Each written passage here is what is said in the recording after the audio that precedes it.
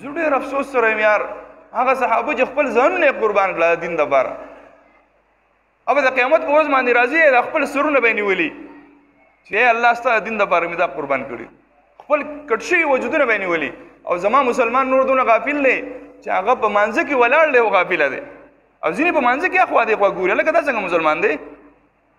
ته دومره صبر نشئ کولی چې صرف دا 15 منټه کم په مانځه باندې لګي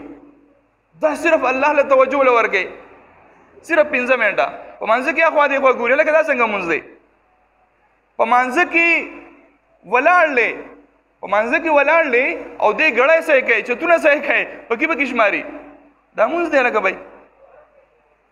د امام نه مخکې ځي رکوع او سجدې له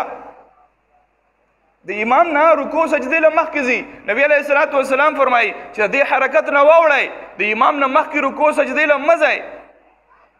کني الله رب العزت به هم دا سرونه د خره کي د خره او زمونږ خلک د دې اړو پروا نه کوي ها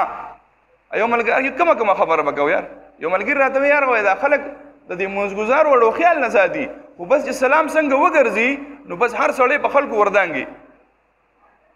بھائی دا کم سړی چې مانځه ته ولاړ دی دا چا ته ولاړ دی چا ته ولاړ دی هلکه یو سړی زما سره خبره کوي که نه زه یو عام انسان یم ډېر کمزور ډېر ضعیفه هېڅ حیثیت زما نشته په هر اعتبار کمزور یم یو سړی زما سره خبره کوي او یو سړی راغی زموږ په دې منځ کې واوړېدو نو موږ څه وایو لکه بې ادبه تاسو عقل نه دی زده کړی دوه کسان خبرې کوي دا درېم پکې په دې منځ کې نه اوړي نو دا سړی د چا سره خبرې کوي او بھائی یو سړی مانځه ته ولاړ دی او دې بهر ووتو قسم یې وخوړو د الله په ذات چې زما د الله په ذات قسم یې ما د چا سره خبرې وکړې د الله سره نو دې په دې خپله خبره کې رښتونی دی حانس نه دی یو سړی دروغ وایي که نه او قسم یې وخوړو نو حانس کېږي خو یو سړی دا قسم وخوري چې بھائی زه مانځه له تللی ما مونځ مې وکړو قسم په الله چې ما د الله سره خبرې وکړې نو ټیک وایي